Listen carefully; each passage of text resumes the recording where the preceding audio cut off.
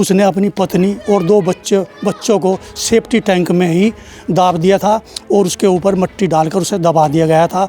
इस चूल्हे पर जैसे ही वो चाय बनाने के लिए पहुंची तो उसने पीछे से देसी तमंचे से उसको गोली मार दी। गोली मार कर जैसे पत्नी धड़ाम से नीचे गिर गई, उसकी मौके पे ही मौत होगी।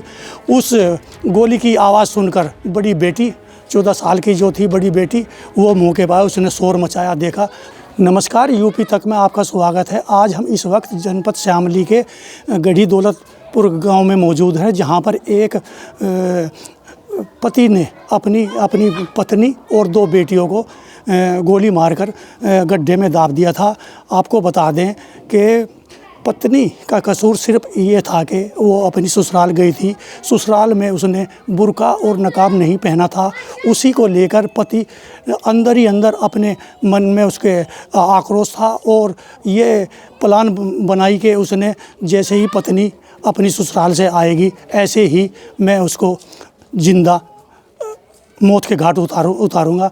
और आज हम इस वक्त गढ़ी दौलतपुर के गांव फारूक के घर पर मौजूद है, जहां पर उसने अपनी पत्नी और 2 बच्चों को सेफ्टी टैंक में ही दाब दिया था और उसके ऊपर मिट्टी डालकर उसे दबा दिया गया था।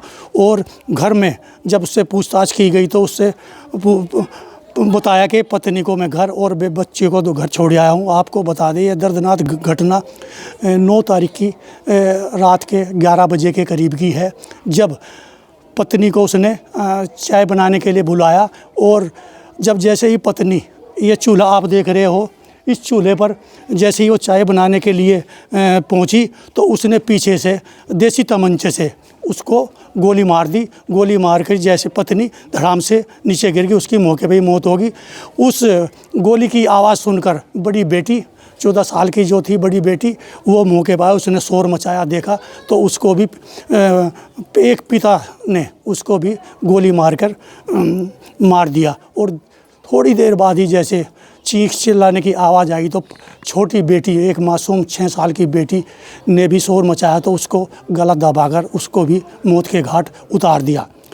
जब परिजनों को 6 से 7 दिन हो गए लापता पत्नी और 2 बच्चों को कोई अता पता नहीं चला, तो उन्होंने पुलिस में इतला दी। पुलिस ने जांच कर और इसका घटना का खुलासा किया। और जब तीनों को गड्ढे से, सेफ्टी टैंक से और फारूक के घर से ही परिजनों ने उसको बाहर निकाला और तीनों का शव को पंचनामा भरकर पोस्टमार्टम के लिए भेज दिया। यूपी तक शरद मलिक की रिपोर्ट।